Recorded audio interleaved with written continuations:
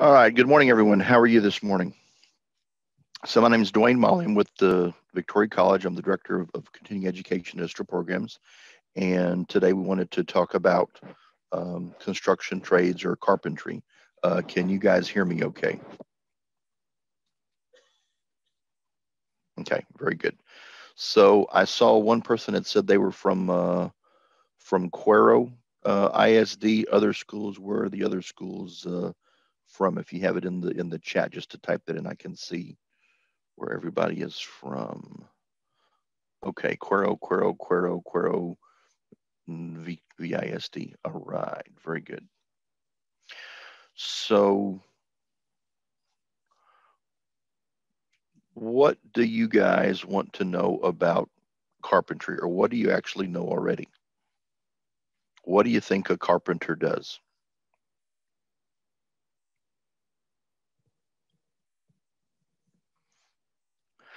So, has anybody in the classes ever used a hammer before?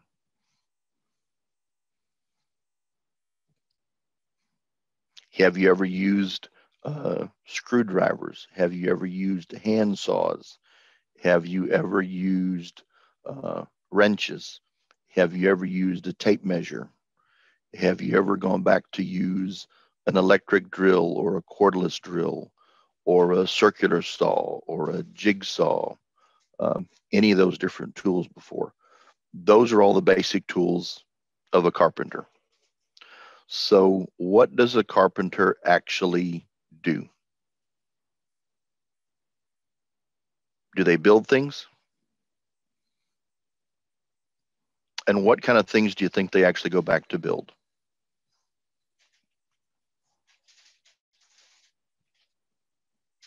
So, depending on what you've seen as a carpenter, most carpenters are going to be building different things. One of the main things they're going to do in the carpenter industry is going to be building houses. So, if you've ever had a house being built in a neighborhood or a apartment building, a high-rise building, the carpenter is typically the individual who's building that structure out of lumber, out of different wood that is out there. And so the carpenter's job is to identify what they want to build, determine what material they need to buy to build that object, whatever it is, make sure they have the proper tools, and then make sure they have the proper drawing or layout or blueprint to actually show them exactly what they want to go back to build. So, have any of you guys ever done a little project around the house to build like a little birdhouse or something like that to put together? If you are, it's doing little carpentry things that are out there, where a carpenter is actually working with bigger houses, bigger tools, bigger sets of equipment to make that happen. So, what kind of training do you think a carpenter needs to have? Where does he have to go to be trained?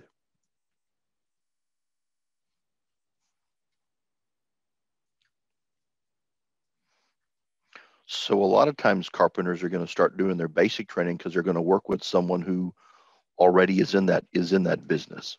So think about yourself. If you're using any of those tools we talked about, were you using them with a parent, a grandparent, another relative, or a friend showing you how to go back to use those tools safely? If you've ever used a hammer, one of the important things is to know how to use the hammer to swing the hammer and hit the nail, but not hit your fingers. And it takes a little bit of practice to be able to go back to use those tools. And so as a carpenter, a lot of times the basic use of those tools is working with someone and learning how to use that tool, using a handsaw to cut a piece of wood, making sure you understand how to use that saw properly so you don't cut yourself. If I'm using any power tools, electric drills, electric saws, making sure I understand how they work, that I don't get shocked from plugging them in to operate them, and also to make sure that when I'm using them, that I cut just the material that I want to do, that I don't hurt myself with the saw, because saws can be very dangerous to use if you're not sure how to go back to use them properly. So you want to make sure you have the basic safety skills to not injure yourself using those power tools. So if I want to be a carpenter, do I have to go to to college for 4 years to become a carpenter? Typically not. So a carpenter, again, a lot of times will work with individuals that are already in that trade, or they may go to a trade school to start learning some basic skills, or take a few classes that will teach them some basic uh, skills they need, learning how to use those tools properly or actually build things and read blueprints. So a carpenter going to a trade school, learn how to use those tools, and they can make fairly good money as a carpenter, from 15 to say $25 an hour as a carpenter for building things. So the carpenter themselves, how long do they work? Do they work just during the daytime, or do they work at night as well? So most carpenters work during the day because they're going to be building stuff during the daytime, going to have a crew of individuals building something. And again, they're using lots of different hand tools that are out there to build things. One of the important things that a carpenter has to do is they have to use a lot of math. So who in the classrooms likes math? Who in the classrooms likes fractions? Because as a carpenter, when you're going to take measurements and you're going to be cutting lumber to build things, you have to use math. If the carpenters didn't use math to build houses, buildings, different structures, those buildings would be crooked. They would be all at an angle because people weren't using their math properly. So math is extremely important for that carpenter, knowing how to go back to use it. Using fractions and a tape measure is very important.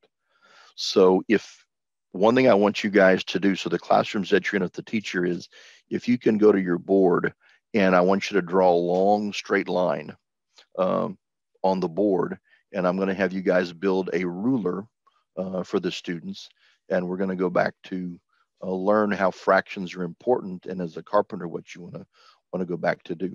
So what I want the teacher to do is draw a long straight line on the board, and on the left side of that line, put a 0, and on the far right side of that line, put a number 1.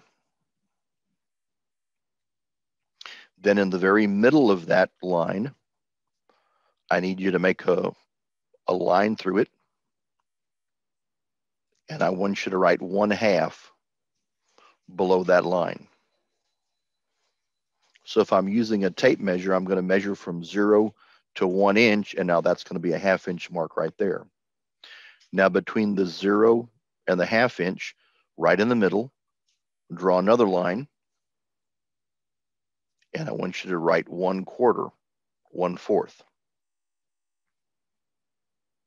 And between the 1/2 mark and the 1 inch, draw a line in the center there, and write that as 3/4, 3/4.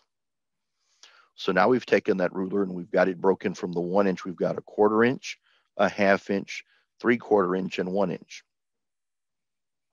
Now between the 1/4 and the 0, put a line right in the middle of there. And that is going to be 1/8. Between the 1/4 and the 1/2, draw a line right in the middle of that. And that is going to be 3/8. Then between the 1/2 and the 3/4, draw a line in the center of that, and that is going to be 5/8. And then between the 3/4 and the 1 inch, draw a line right in the middle of that, and that is going to be 7/8. So we've taken our ruler, and from 0 to 1 inch, we've broken it down into 1/8 of an inch for measuring. Now one more set. Draw a line between the 0 and the 1/8, right in the middle, and that's 1/16. Draw a line between the 1/8 and the 1/4, and that's going to be 3/16. Draw a line between the 1/4 and the 3/8, and that's going to be 5/16. Draw a line between the 3/8 and the 1/2, and that's going to be 7/16. Then draw a line between the 1/2 inch and the 5/8, and that's going to be 9/16. Draw a line between the 5/8 and the 3/4. That's going to be 11/16. Draw a line between the 3/4 and the 7/8. That's going to be 13/16. And draw a line between the 7/8 and the 1 inch, and that's going to be 15/16. So what you've done is you've drawn from 0 to 1 inch on the board a ruler that's broken down into 1/16 of an inch. And as a carpenter, that's going to be some measurements he's going to have to take when he's going to be building something.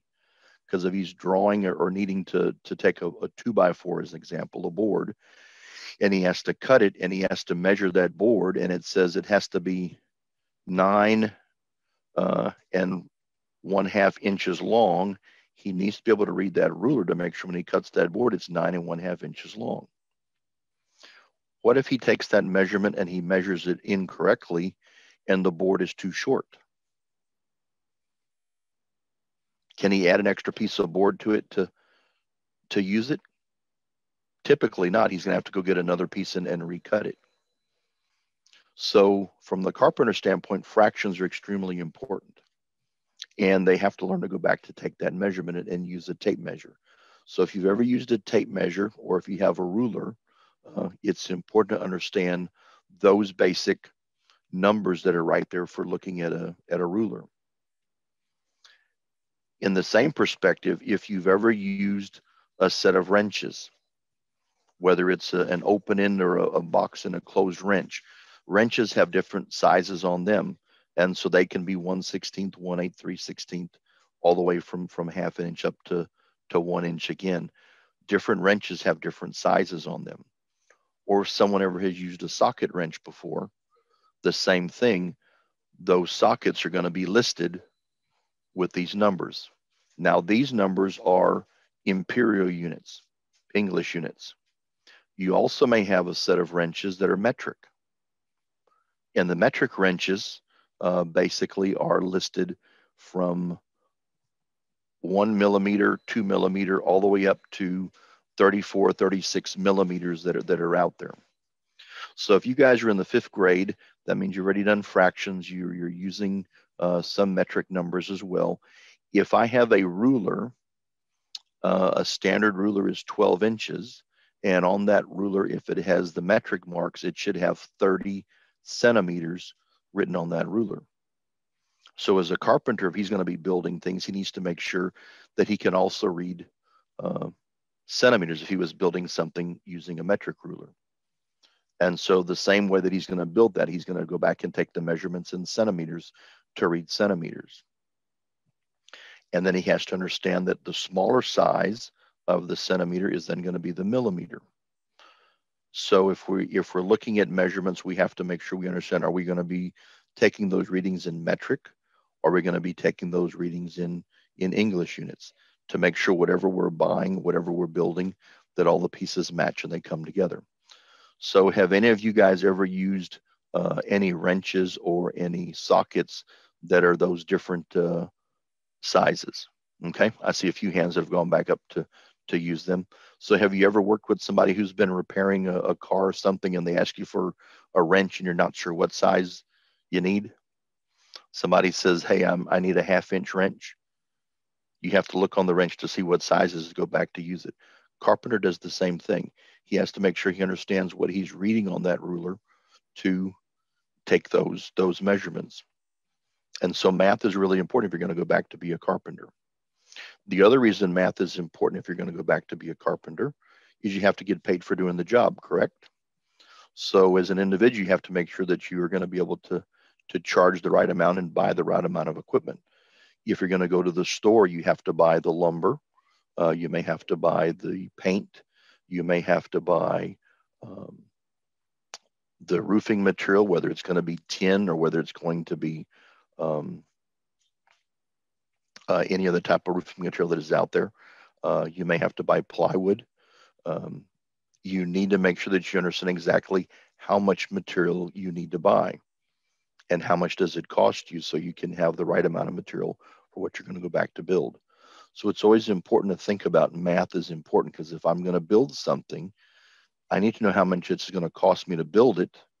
So then I know how much money I have to collect for building that item to see what's out there. So it's always important to make sure you understand what you're looking at, taking those measurements. So as a carpenter, they like to build things. So in your classes, have you ever gone back to build anything? And have you used hammers? Have you used any wrenches that are out there? Carpenters are going to use those. So if you like to use your hands, you like to build things, you like to be outside, becoming a carpenter or working in that type of construction trade is actually a really good field to get into. And you're going to learn those skills in a trade school or working with someone who's in construction that's actually using those skills to be building things, learning how to make those buildings, houses, whatever it may be, to make sure that they're going to be nice and pretty, that there's no cracks, things aren't crooked, that the doors actually open and close like they're supposed to work properly. Because the worst thing is somebody who doesn't build something properly and then it doesn't fit or doesn't work right. So from a carpentry perspective, what questions do you guys have about a carpenter? If you can put those in the chat to tell me what questions you have about a carpenter, what does he do? Because a carpenter very simply builds things. So how long to be a carpenter? So I'm not a carpenter by trade, but most carpenters that are out there are actually going to be in the field building for 15, 20, 30 years. Things to go back to build. For me, building some small storage buildings. So where you go back in and store the lawnmower and the parts outside, so the little shop in behind the house to go back to build. And then some bigger buildings where we go back and put farm equipment. So some of that is actually made out of tin and lumber. So you go back and make your frame out of lumber, then use tin to make the walls and the roof as well. Carpenters, how much can they make? Again, carpenters can make between $15 to $20 an hour as they start off. And the more experience you get, the more you can go back to make. So a carpenter with about 15 years of experience can be making easily $30 an hour for what they have going on. Why do you want to become a carpenter? If you like to build things, you like to do things with your hands, you like to be outside in the open, that's always a good reason to be a carpenter. And the other thing is you actually get to see what you're building. You can actually have some recognition that if I'm a carpenter, I'm building houses, you can drive through the neighborhood and say, yep, I built that house, I repaired the roof on that house. You actually get to see something that you've gone back to build and put together. So that's the fun part to go back to build things. What's one of the favorite things that I've actually gone back to build? I actually built a air hockey table. So if you've ever played air hockey, basically you have air that comes through a tabletop, and you have the little disc that slides on the top to try to hit into the goal.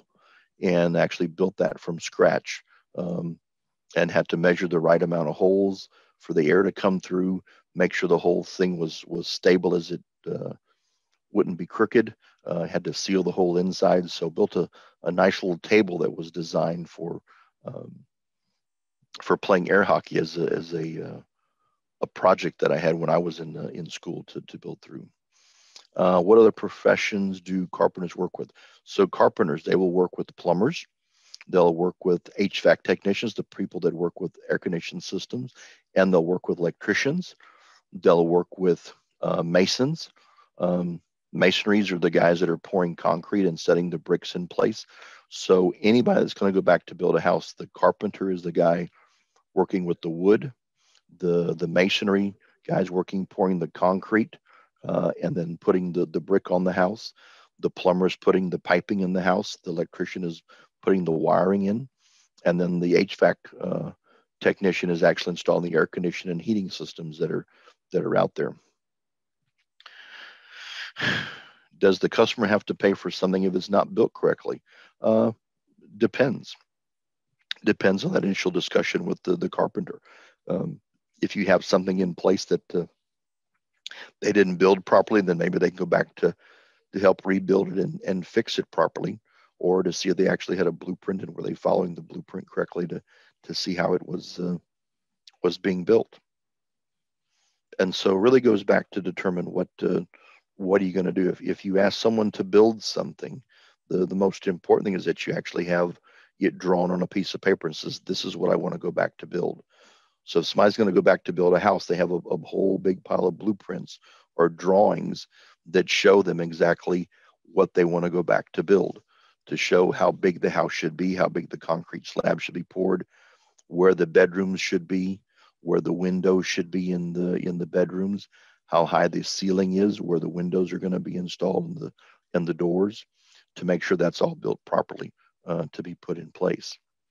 So again, the carpenter has to be able to read blueprints, and they have to really enjoy math to be able to read things and understand that if this room is going to be 20 feet by 20 feet, then when they get finished building that room, that it actually is 20 feet by 20 feet.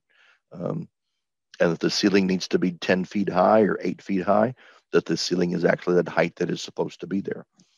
If they're going back to install windows, that the framing for the window actually fits, because you have to order a window. Window has a set size. You're going to order that from the store, and it has to make sure that when you go back to put the window in the frame, that it actually fits, just like putting a door into a wall. If the door doesn't fit, then it's not going to be a very good layout.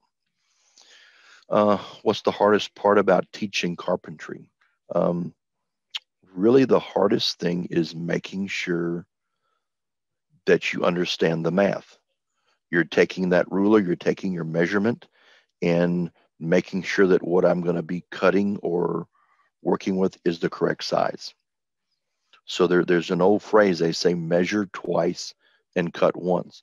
So if I'm taking measurements, I'm taking readings, I'm reading that ruler, look at the number, write it down, and check it again, read it again to make sure you're reading it correctly. Because if you don't read it correctly and you cut the board, as example, and the board is too short, then you have to throw it away and it's waste. It's a waste of money there. So you want to be very good at what you're doing about teaching the math. And it goes back with a lot of fractions. And sometimes people are scared of fractions, but fractions are actually very easy once you start to practice with them. The most challenging part of being a carpenter, again, is making sure that you have all the material that you need, and you can do the job that you're doing at a fair price, to make sure that you can find the equipment that you want or what the customer wants, find that material at a good price, so things don't get very expensive. You can buy different lumber that can be very expensive or very cheap, just depending on what you want to go back to build. So you always want to make sure that you're understanding what are you buying and what does it cost to buy that. How much does the carpentry class cost? So if you want to take a class to be a carpenter, the classes that we would offer at the college are around $1,200 for a semester. And that will basically teach you how to do the basic framing of the floor and foundation for a house, how to make the walls and the studs, the boards that are there, to build the trusses where the roofs go, to build the stairways if you have a house that's 2-story, and how to frame out where the windows and the door frames come in. And then actually learn how to put the shingles on the roof, shingles or tin on the roof as well, to go in there. And scholarships and financial aid, yes, that's the one thing, is for the cost of that course. A person can very easily apply for a scholarship with the Victoria College Foundation, and those scholarships can typically pay for about half of the price of that course, and that's very, very nice. That's a fairly cheap class to go back to take, because once you can learn those basic skills, you can start working with the construction company or the carpenter and help do building, and you start making some fairly good money that way. What's the hardest tool to work with? It really depends on what you're going to be doing. I think the biggest thing, or the hardest thing people have to work with sometimes, are saws. If you're going to be using a electric saw for cutting material, it's to make sure that when you are cutting that material, that you actually have the saw set up properly, that when I make my line and I have to make the cut, that I can keep the saw on that line and make that cut properly. Because if I cut things wrong, then I have to have extra expense to go back to use to put that in place. So that's about the hardest tool that is out there. The one that takes practice is learning how to swing a hammer and hit a nail and not hit your finger. And that one takes practice. And an easy way to practice that is actually take a pair of pliers and let the pair of pliers hold the nail with the pair of pliers, and then learn to swing the hammer and hit the nail. Because if you aren't very good at it yet, if I miss the nail, then I'll hit the plier instead of hitting my fingers to smash through. So it's an easy way to start practicing to see what's out there. So if you ever go to Lowe's, Home Depot, McCoy's, any lumber yard, walk in the wood section to see all the different lengths and sizes and styles of wood that are out there: 2x4s, 2x6s, 2x12s, 1x8s, 1x4s. Lots of different type of plywood that is out there, depending how thick it may be. Whether it's wood post, 4x4s for building the pillars if you're building a porch, to see what's out there. And then the other one is go look in the section where they sell the nails and the nuts and bolts and screws, and you get to see all those different ones that are out there. Lots of different opportunities for using different parts. And then the fun part that I like to go into is go look in the section where your tools are. If you go look, there's lots of different hammers, different wrenches, different saws. You have to see what you want to go back to use, and what makes the most sense to use. Which tools do you like to use? Students want to know if anyone has ever cut a finger off using saws. I haven't. I still have all my fingers, so I'm good. But some people, if they're not careful, yes. The main thing is, if you're going to be using that saw, that you're paying attention to use the saw and cut the wood that you want to do. So if someone's ever hurt themselves with a saw, then they were being distracted. If you're cutting with the saw, you focus on cutting. Don't look away from what you're doing. If you're around when somebody else is using the saw, don't distract them, because it's too easy to distract them and get them hurt as well. Let them do the work that they need to go back to use the saw. That's typically where somebody can go back to get hurt, if someone isn't paying attention or gets distracted from what they're doing. So you always have to be careful with any of the tools you go back to use, that you don't hurt yourself. So any other questions that you guys have about carpentry?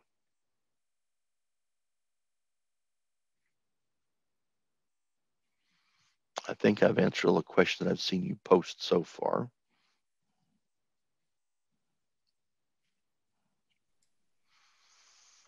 So who in there wants to go back to be a carpenter? Who wants to build things? So I think a neat project for you guys to do in school is actually building a little birdhouse or a little cage for animals to go into. What's the largest wrench you have used? Largest wrench in size, wrench about 3 feet long, with a open box-in wrench to turn some nuts and bolts that were attached to some items. So a fairly good sized tool for using that. Do you have to travel much for your job? If so, how far do you typically travel? Depends on the job as a carpenter. So if you're going to be a carpenter, a lot of them will stay local. So you may travel 50 to 100 miles if you needed to, but typically you're going to be a carpenter. You're going to be within the city, or within, say, a 50-mile area of where you're going to be building and constructing things. You work for a construction company, you may be able to travel a little bit farther to build things. So typically around 50 miles from where a person lives is a traveling distance for a carpenter. What's the easiest tool you have used? The easiest tool actually is, from me, is a simple wrench for turning nuts and bolts. Because once you know the size of the wrench, you go back to put it on the nut or bolt and tighten things as you need to. The one you always have to practice with is the hammer, to make sure you don't hit your fingers. Again, the hardest tool The hardest tool to use sometimes can be some of the measuring tools that are out there, just to make sure you understand how to read them properly.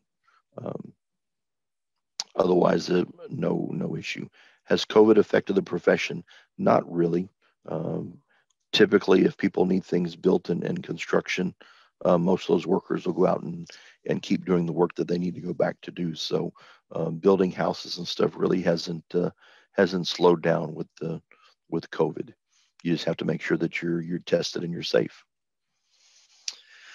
What's the best tool to use? Uh, that depends on the person and what you want to go back to work on. There's lots of different tools that are out there to go back to use. Um, if you have a good hammer, you can do lots of work with the good hammer that is out there. Or the one that I actually like is an electric drill, because an electric drill you can change either a drill bit for drilling, or you can put little settings to drive uh, nuts and bolts and screws into systems as you want to. So I like an electric drill as my favorite. Technology change for the trade. Um, Not that much. I think there's more measuring tools that are out there to make things easier. Some things now, instead of reading um, rulers and stuff, there are different things that are digital that will give you a readout for taking different measurements. Um, but a hammer is a hammer, and a wrench is a wrench, and a saw is a saw. Um, you may have more saws that are lighter weight, and I think what makes them easier is the battery operated. So if you have a saw that you have to plug in, you have to have an extension cord to use it. If you can have an extension cord or in the way, you have to make sure you don't trip over it. If I can have a power tool that I can use as a battery plug-in, then that makes life a lot easier as far as having to drag a cord around where I may not have electricity to go back to plug something into. The main thing is that you keep your um, batteries charged up for those tools you're going to go back to use. So that actually makes the job a lot easier. And then different fastening systems that are out there to connect things and hold things together. Any other questions for me?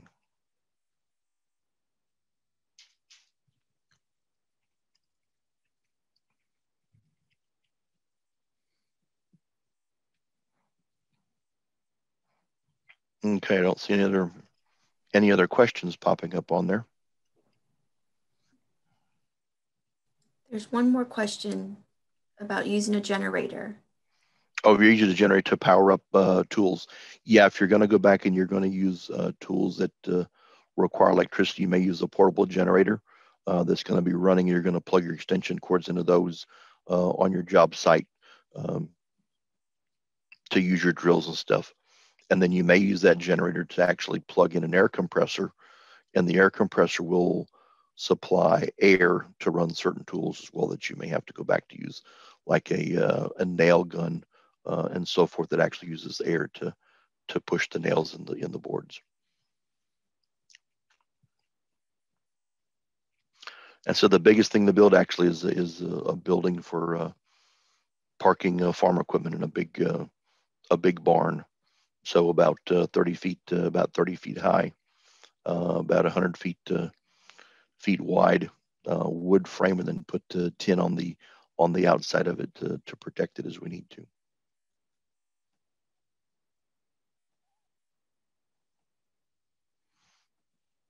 Any other questions?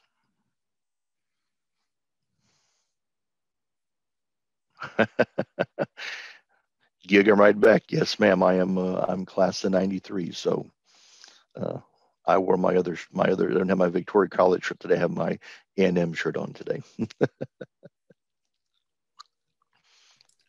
Well, thank you so much, Mr. Malley, and all the educators and students who logged in today. I appreciate your time. One last question for Ms. Puentes is, what is the best part of your job? I think as a carpenter, the best part is being outside to be in the sun and the nice weather to build things. That's always the nice thing. And at the end of the day, you can actually see what you've built. You can see your accomplishment. That if you start off with nothing and at the end of the day you see a building there that you've gone back to put together, the nice thing that you see. It's that rewarding part to see you actually can build something. Thank you so much for that information. And we appreciate everyone for logging in today. This session will be recorded. We ask that you look for the video on the archive section at the gccareerseries.com. If y'all have any other questions that you need to follow up with Mr. Malion, please feel free to email me and I will communicate with him accordingly. Thank you all again for taking time out of your day to join us.